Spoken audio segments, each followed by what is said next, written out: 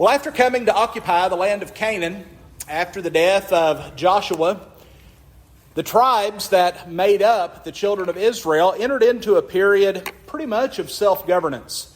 The elders of each of those 12 tribes were placed in a position of leadership, and they were the ones who were to assume oversight over their individual tribes. But ultimately, during this period, God was seen as the supreme leader. These leaders of the 12 tribes, they were to be obedient to God's will, and they were to make sure that their tribe was obedient to God's will.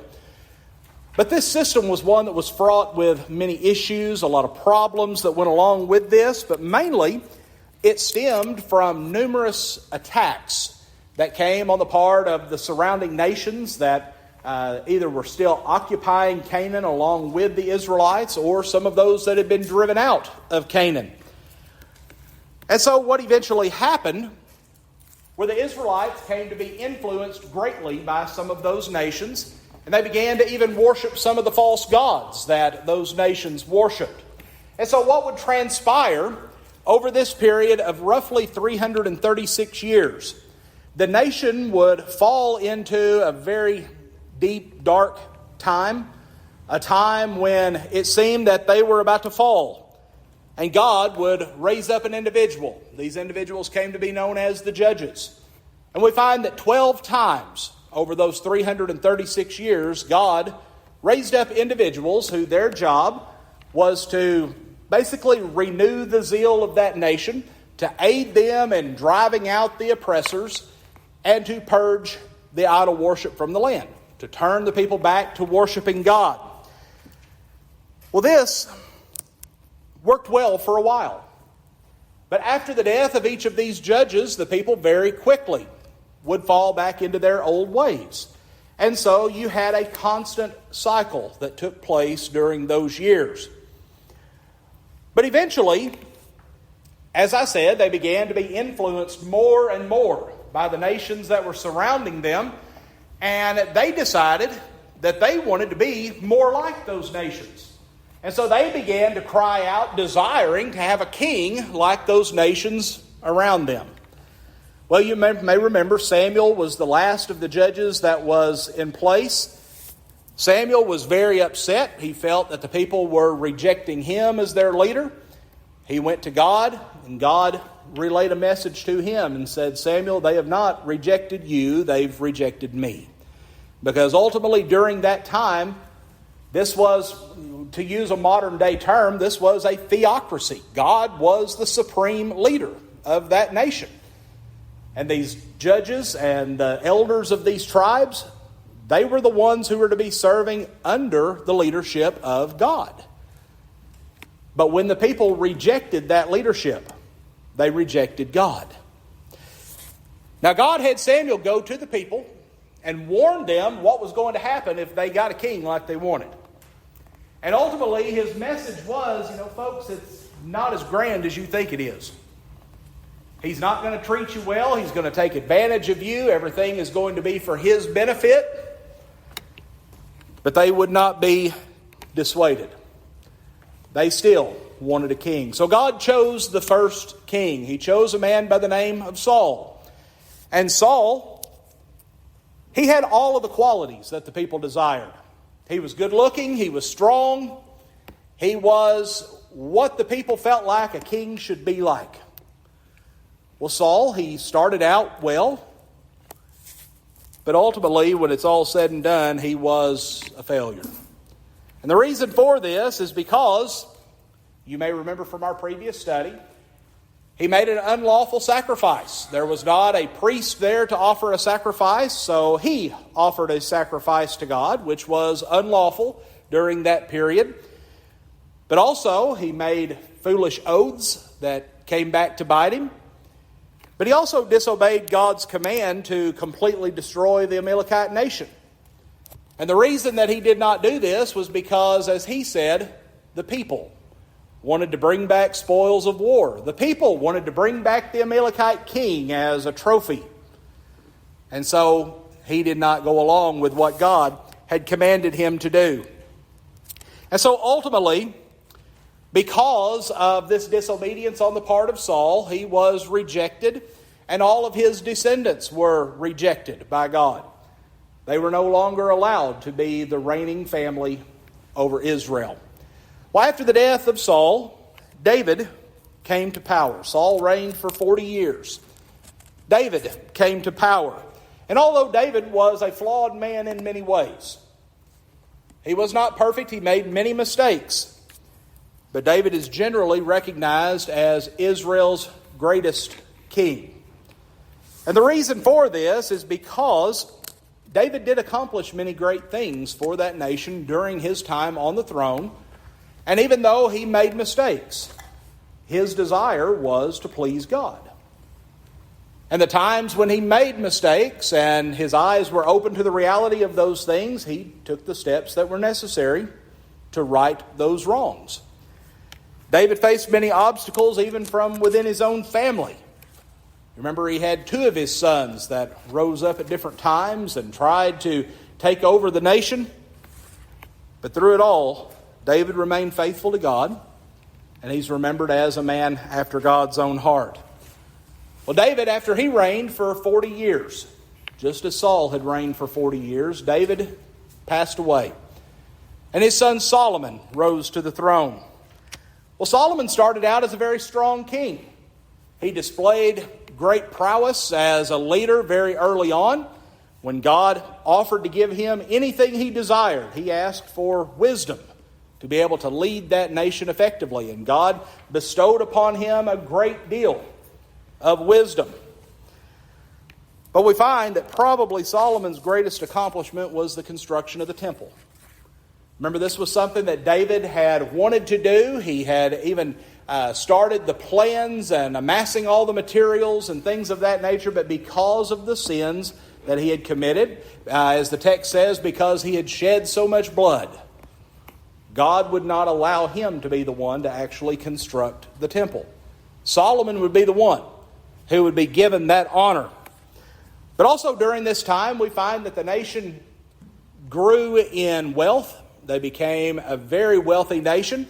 They also came to be greatly admired by those surrounding kingdoms around them. They went through periods of great peace and prosperity because of Solomon's wisdom in how he led that nation. But Solomon had a weakness that ultimately led to his downfall. Solomon liked women. And by the time it was all said and done, he ended up with 700 wives and 300 concubines. You know, to me, that's hard to even say. It's hard to fathom. But what would happen is, as the Israelites would go in and they would conquer a different tribe or they would conquer a different nation, the common practice in those days would be for a woman from the royal family that was being conquered would become the wife of the conquering king. And so Solomon came to have wives from many different backgrounds, from many different nations. But here was where it really took a toll on Solomon. They came from many different religious backgrounds. They worshipped many different false gods. And trying to be a good husband, Solomon decides that he is going to go, and not only is he going to construct this temple to God, he's also going to go in and he's going to construct temples for the gods of his wives. And so throughout the land, you had different places of worship, places for sacrifices to be offered for many of these false gods. And Solomon then began to engage in some of those worship practices as well. But because of this disobedience, God made it known to Solomon that that nation was going to fall apart. That they were no longer going to be united, but because of the faithfulness of David, that he was going to allow a portion of that nation to remain under the governance or under the ruling power of a descendant of David. But also, he promised Solomon that he would not live to see the nation fall apart. That this would happen after the time of his death. Well, after reigning once again for 40 years, and I've always kind of wondered if that was just a coincidence or if there was something actually to that, but these three kings that reigned over the United Kingdom all reigned for a period of 40 years each. And each one of them, their reign ended at the time of their death. Saul committed suicide, but David and Solomon, they both died natural deaths. But they all reigned for a period of 40 years. Well, after the death of Solomon, his son Rehoboam rose to the throne. And it could be said that Rehoboam was the last king of the United Kingdom. But the kingdom was united for such a short period of time after Rehoboam came to power that generally he's not seen in that regard.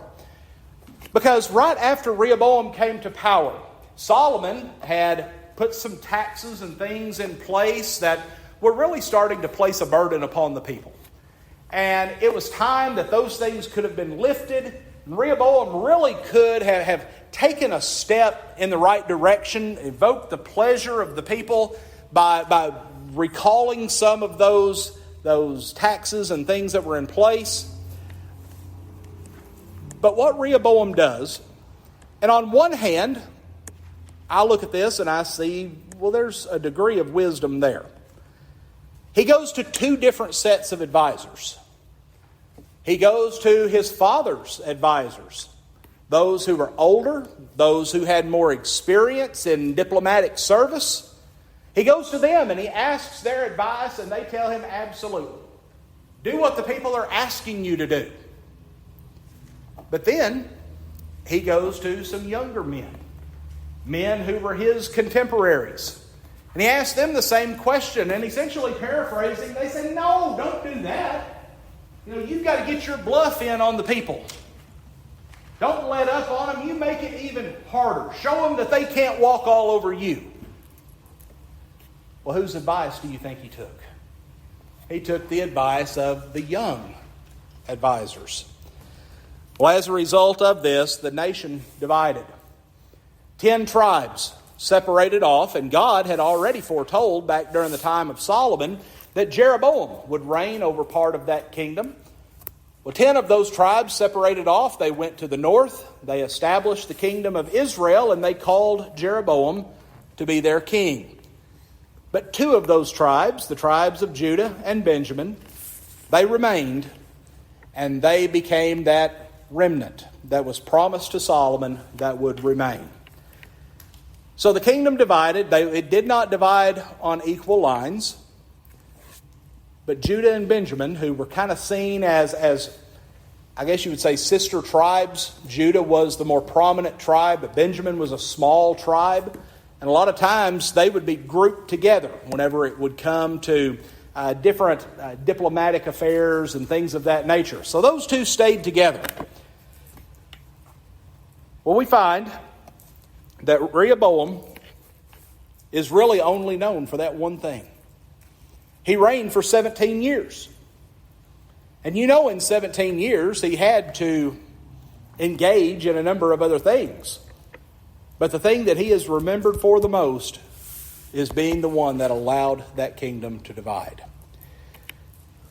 Well, those 10 tribes that separated and went to the north became, as I said, the kingdom of Israel. They named Jeroboam as their king. And Jeroboam would ultimately be the catalyst that set Israel on the course that eventually led to their destruction. Jeroboam was a wicked king. He allowed idol worship, but an interesting form of idol worship. You may remember from our previous study, he was afraid that if those people continued to go back to Jerusalem to offer their sacrifices and engage in their worship rituals there at the temple, that many of them would go back and they would stay. And so afraid that he was going to lose his kingdom because of their religious obligations, he goes and he sets up places of worship. He sets them up at Dan and at Bethel. But he goes into those places and he has something crafted and placed into those places of worship. Anybody remember what it was? Golden calves. And he told the people, that those golden calves were a physical representation of the one true God.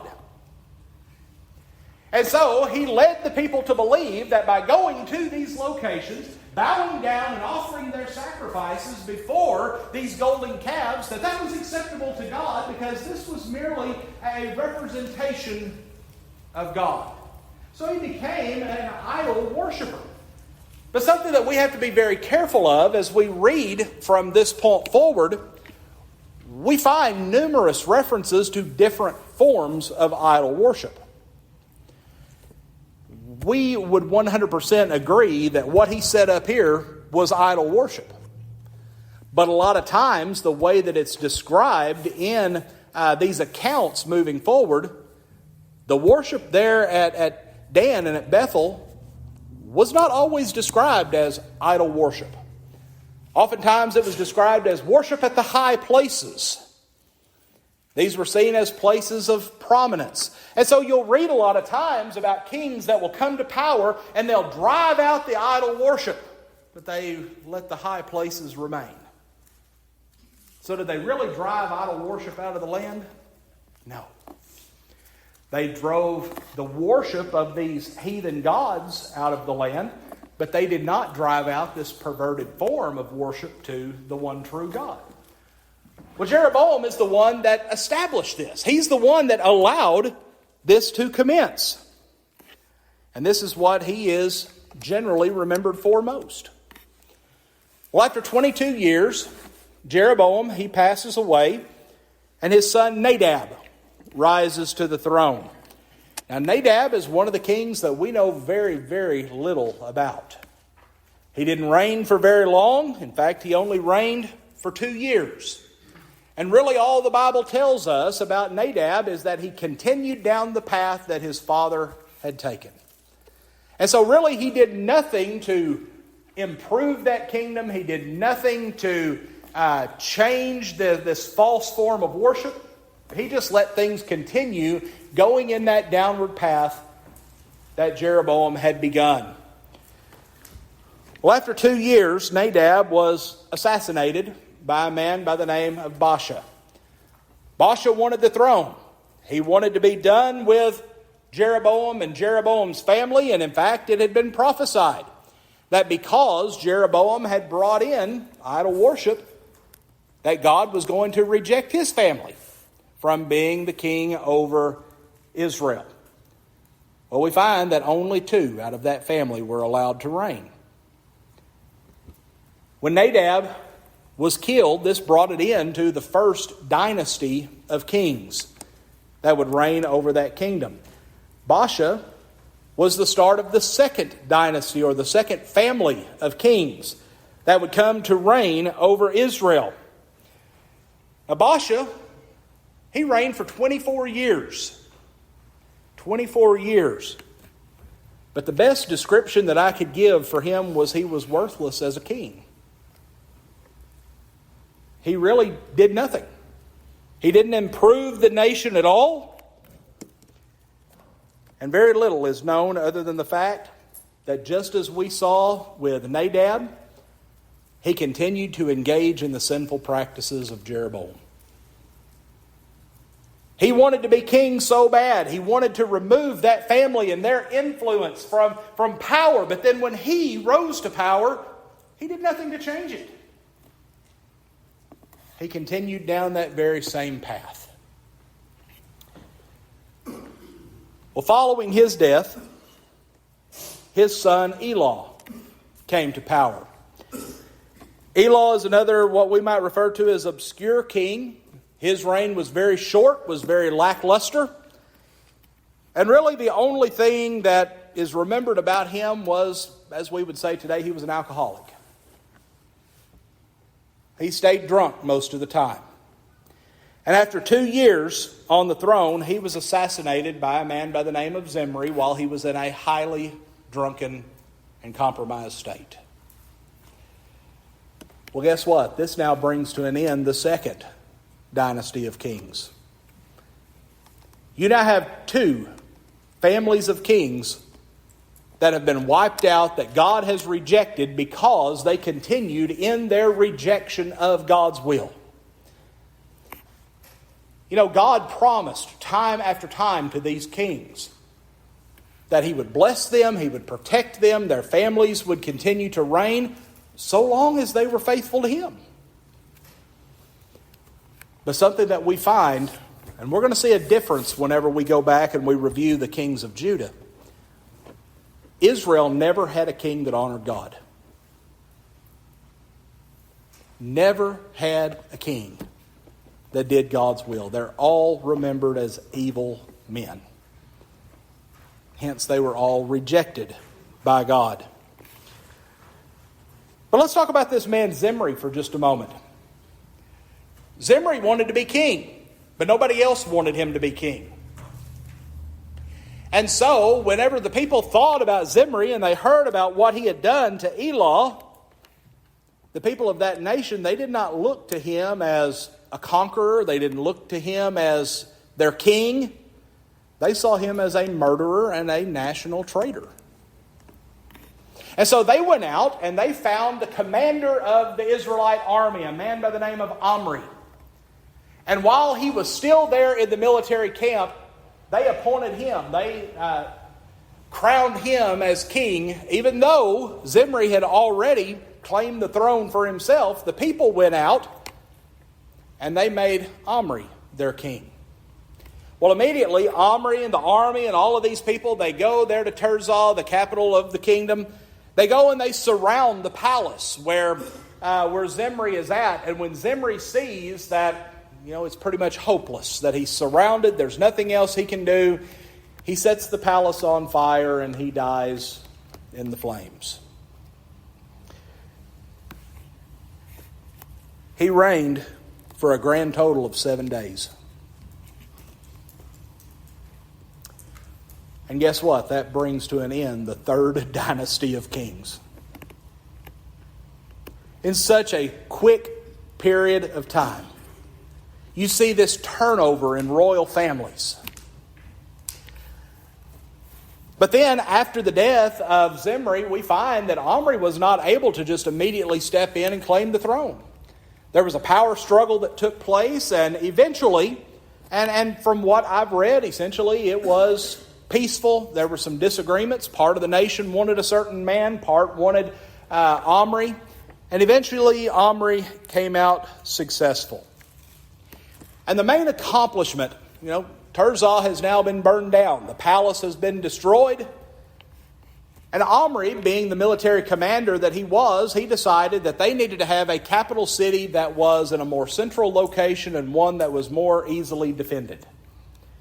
And so he was the one that led in establishing the city of Samaria, a city that's going to play a very significant part and is going to last for many, many years, even up into the time of Christ.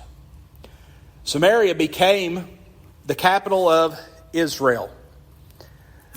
Well, Omri, we find that although he did some great things for that nation, the nation was growing in physical strength, their military was stronger than it ever had been, but spiritually they continued to get weaker and weaker. Under each king that came to power, their spirituality got weaker and weaker. They moved farther and farther away from God. Well, after 12 years, Omri passed away, and he was succeeded by his son, a man by the name of Ahab. Ahab is probably the most well-known and most infamous of all of the kings of Israel. The atrocities that he, and to a greater extent his wicked wife Jezebel, brought upon that nation were ones that brought about irreparable damage. The nation was never the same after the reign of Ahab. Well, some of the things that Ahab and Jezebel did: they expanded idol worship.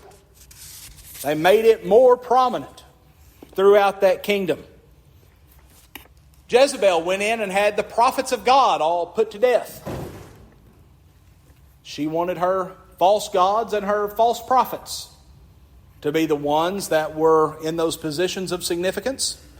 So she had God's prophets put to death. Also during this time, we find that Judah entered into a sinful alliance with Israel that would have devastating effects upon both of these kingdoms. We find that also during this time, Elijah became the sworn enemy of Ahab. Now, it wasn't Elijah that established that, but you may remember that Ahab came to refer to him as the great troubler of Israel. And why was that? Because he never had anything good to say about Ahab. Ahab even said that on one occasion. He said, why call for him? I don't like him. I hate him. He never says anything good about me. You know, there may be a reason for that. There was a reason for that. But then also the story that we remember probably the most about Ahab was how Naboth would not sell his vineyard to Ahab. And so Jezebel had Naboth put to death so that Ahab could claim that vineyard for himself. Well, ultimately, as time goes along, this alliance with Judah has taken place, and him and Ahab and King Jehoshaphat, they're going to go into battle against the Syrians. And showing just how much of a coward that Ahab was, he tells Jehoshaphat, you go out there, you get in your chariot, and you dress in the greatest kingly regalia that you have. He said, but I'm going to disguise who I am. In his mind, he was thinking that if I disguise myself and I look like a common person, there's less chance I'm going to die. Because he was looking at this scenario and he thought that it was hopeless. That there was no way that they could be victorious. And so, of course, as the battle ensues, you have a great number of the Syrians that start to chase Jehoshaphat. But there was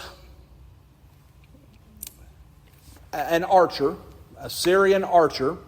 And the Bible tells us that he fired a random arrow into the air. In my opinion, God took control of that arrow, because the text tells us that the arrow struck Ahab between the joints of his armor, inflicted a fatal blow, and he died there on the battlefield. Well, Ahab reigned for 22 years. After his death, his son, a man by the name of Ahaziah, came to the throne.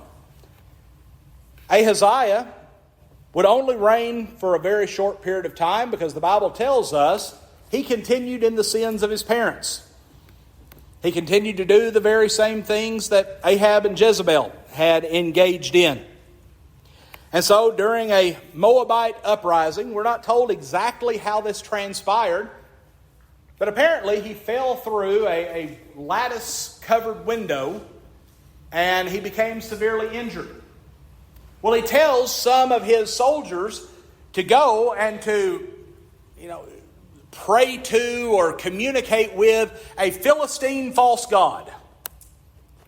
And you go and you ask that Philistine false god if I'm going to live or if I'm going to die.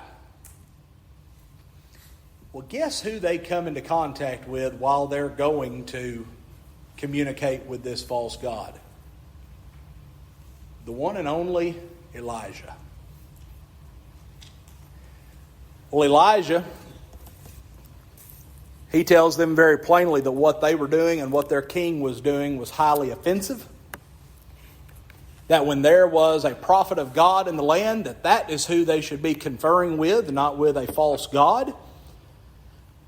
And he tells them, you go back and you tell Ahaziah that he's going to die. That he's not going to recuperate from these wounds. He's going to die. Well, of course, that's not what he wanted to hear. And he asks the people, he said, now who was it that told you this? And they described this hairy man that they ran into out in the wilderness. And immediately, that's my father's arch enemy. That's the one that Dad would have nothing to do with, that never spoke anything good about Dad. Why would he say anything good about me? You go seize that man. Well, you remember what happened? First band of soldiers go out. When they come within sight of Elijah, suddenly fire from God consumes all of those soldiers. Well, then Ahaziah sends out another band of soldiers, and the very same thing happens once again. He sends out a third band of soldiers, but this time the commander of those soldiers comes in humble fashion. He comes in an honorable way and makes a plea that Elijah would come and would meet with the king. And because of the way that situation was handled, Elijah agreed. He went to Ahaziah, and he told Ahaziah the very same message that he had told those first men that he had come into contact with, that he was not going to survive. He was going to die from his wounds. Well, Ahaziah, he succumbed to his injuries after reigning for only 2 years. But Ahaziah was a young man, never took a wife, never had any children. And so at the time of his death, his brother, a man by the name of Jehoram. And you may remember at the first of our lesson tonight, I said we're going to start next week with the second King Jehoram. Well, this Jehoram is a king of Israel. The second King Jehoram, as I said, is going to be a king of Judah. This King Jehoram is the son of Ahab and Jezebel. So you can imagine what kind of a person he is. Well, the Bible tells us that although he was far from a good man, he wasn't, and I'm paraphrasing, he wasn't quite as bad as his mom and dad and his brother was. He was still bad, but he wasn't that bad. He was less evil. And he did some good things. He went through the kingdom, and the first thing that he did, he removed idol worship. Now, here is coming back to what I mentioned earlier. He went through and he removed the worship of these false gods from these heathen nations. But guess what he allowed to continue? The worship at the high places. The worship of their interpretation of worship to the one true God by bowing before a golden calf. He allowed that to continue. Because remember, they simply said, well, this is a physical representation of the one true God. Folks, that's kind of like someone bowing before a statue today or having an artist representation of Jesus that they pray before, things of that nature. Well, that's just a physical representation. Well, they were condemned in the Old Testament because of that very mentality. But also, as I mentioned, during the time of Ahaziah's reign, there was a Moabite uprising. During the reign of Ahab, the Moabites wanted nothing to do with Ahab. They knew how wicked he was. They had an agreement that they would not come in and try to conquer that nation. But as soon as Ahab died, they didn't have that same fear and that same respect for the sons of Ahab. So immediately they rose up and they began to attack the nation of Israel. Well, when Ahaziah died, Jehoram had to pick up that mantle and continue trying to quell this uprising. Well, we find that this was going to consume pretty much the entire 12 years of his reign. It was going to be 12 years of constant war. And his reign and the fourth dynasty of kings over the nation of Israel was going to come to an end at the hands of a man by the name of Jehu.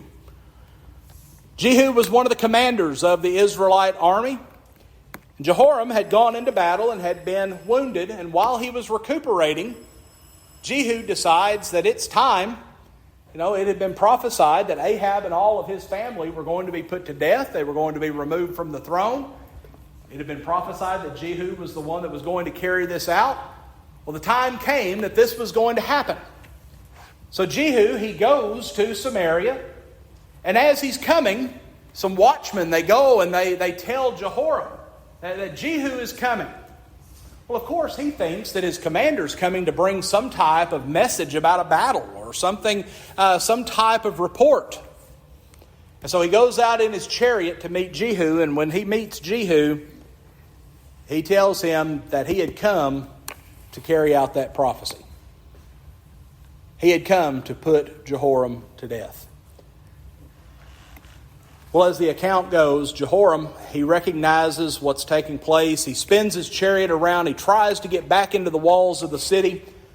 But the text tells us that Jehu draws his bow, pulls the string back as hard as he possibly can, fires the bow with its complete strength, and shoots an arrow all the way through Jehoram, killing him pretty much instantly. This brought an end to his life and to that reign. But as we're going to discuss whenever we get into talking about Jehu's reign, this was just the beginning of what he was about to do. Because he, after killing Jehoram, he now was going to make it his mission. As that prophecy said, he was going to hunt down and kill every member of the family of Ahab. And this was taking place because of the wickedness of that family. Well, that brings us up to where we left off with Israel. We didn't get to discussing Judah, which Judah didn't have as many kings that took place or that was reigning during that time. So we'll spend just a few minutes as we begin next Wednesday night talking about the history of the kings of Judah up to where we left off. And then we'll pick up with Jehoram, the king of Judah. So we'll stop there for this evening.